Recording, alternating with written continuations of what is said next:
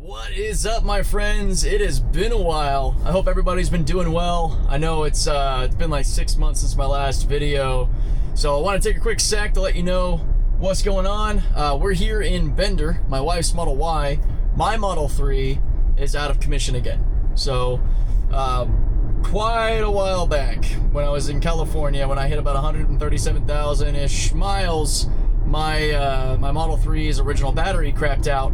And that at the time was, I want to say around an $8,000 swap, which got me a new battery with another 50,000 mile warranty.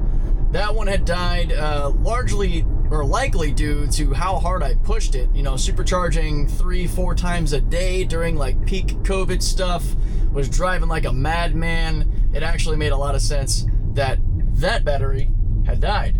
And if you want more on that, you can check out, that video and the follow-up video. I'll link those in the description so you guys can get the history on that. So, fast forward to about maybe a month and a half, 2 months ago. I don't know exactly. It's been a little while. Mew's been in the garage for a bit. But I had gotten the same dreaded BMS code, 39A or A39 or something. There are two separate codes that came up, but it was the same problem I had before, which was it would show that charging is going to be reduced, and just like last time, the car would only charge up to 50%, and every time I would accelerate with more than like minimal throttle, it would beep at me with both of those codes. So it was just a constant just every time I would hit the throttle. So I let Tesla know. I put my car in the garage, powered it down, and they came back with about like a $9,000 quote to get the battery swapped again. So yeah, I still owe like 10 on that car. So basically the battery change will cost for the most part the rest of my loan. Outside of that, I'm annoyed that we're even in this position, because had Tesla done the right thing back when my second battery died on me, the one they put in after the one that I paid to have replaced, it crapped out like within 30,000 miles. So that used up over half of the 50,000 mile warranty. So naturally, when that new battery got put in, oh so conveniently, it does not extend the warranty or add to it or get its own. So I only had another 20,000 miles, and I just knew. I knew it. Murphy, luck, whatever. I'm sure a lot of you can relate that the second that warranty was up, shit was gonna break. I had no doubt. Especially because I was supposed to get the LFP pack from the Tesla Service Center in San Diego when I was getting that second one replaced. They had told me that they were phasing out NMC packs, and that all the cars getting new batteries were getting LFP swaps. And I had told them that that is awesome. I'll even pay the $2 to $3 grand for the suspension retrofit to make that change, because they do eat some cost there, because they have to actually reinforce the suspension carriage because the LFP pack is heavier or bigger. It's different. And I was pretty relieved. I was like, awesome, I shouldn't have any issues. Well, I go in to get my car and I ask them, and they say, nope, you got a nickel pack. And sure enough, it's another remand nickel pack. And I was annoyed. They kind of played stupid. I know a lot of you have had, questionable experiences with Tesla service, and unfortunately, this is just one of those. I love their company as a whole, and Elon's endeavors, and Tesla, SpaceX, Starlink, all of it. But man, dude, service practices are just garbage. That's absolute garbage. I mean, to get screwed over with an old pack, and I told them, I was like, this pack's gonna die, and I'm gonna have to come back to you with another like $9,000, $10,000. Are you kidding me? I was just annoyed. I just left. But yeah, getting back to now, that's what happened. So my car is in the garage, undrivable. I can charge up to like 20% and drive it a little bit if I need to. Maybe just enough to get to Tesla service if I ever come across money to do that, just to quash that out, get a new Tesla, get the LFP pack, whatever, get this, get that. Yeah, if I win the lottery, I mean, just to be frank with y'all, I make enough to pay the bills.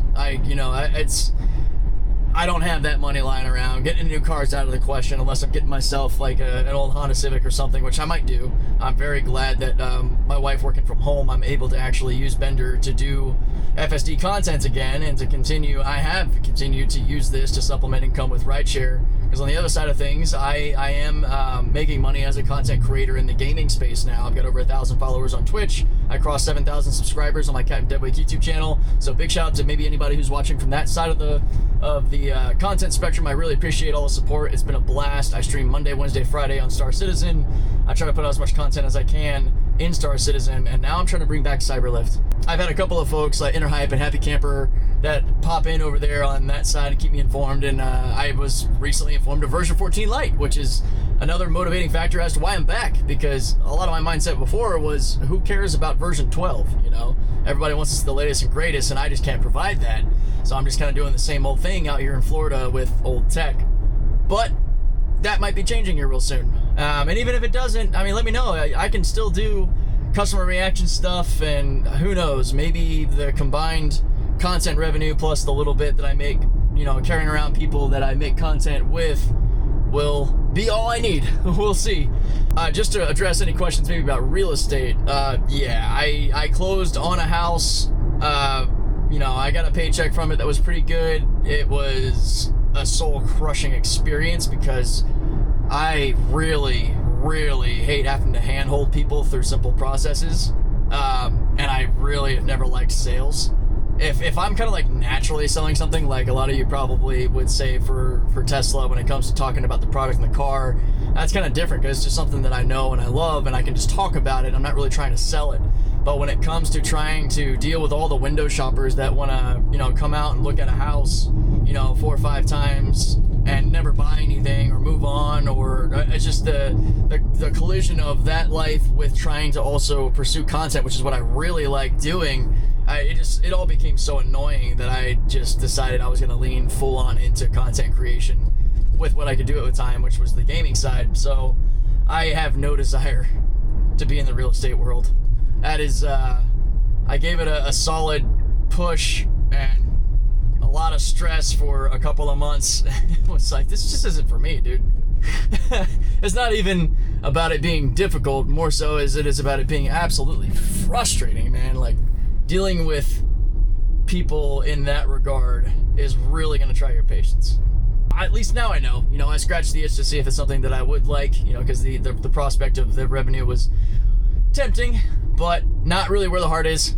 I like doing this. I like to make content gaming. I like to cover Tesla. I want to cover Starship and SpaceX when they get out here to Florida. I would love to bring my own content side, like going over to the Cape to see Starship in action, or Blue Origin in action. CYBRLFT can become more than just Tesla. It could be diving into rocketry and stuff too, if that's something you guys think would be pretty cool. And I might need to hit the brakes. No, Bender's got it. Okay, there we go.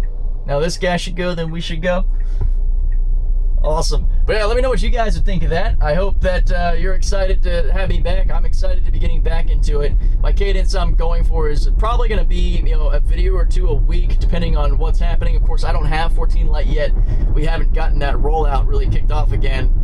So I hope it comes in soon. I don't know if anybody from Tesla or their team, or you know, any connects that see that I'm back at it, I would absolutely love to have this car put on that priority list, because my Model 3 is on the watch list or the camera list, VIP list, whatever, but I can't use that. So who knows? Maybe we can get vendor here on there. I'd be happy to DM the VIN number and all that info. Let's see how we handle this truck. We're doing good because he's kind of getting over, so we're on the brakes, we're chilling, we're going around. Okay, there we are. A little awkward there. Oh, some smoke up front. Okay, anyway, that's pretty much it for this one. I look forward to seeing you guys down in the comments. Let me know what you think, feedback, ideas, what you like, and I will catch you all next time. Take care.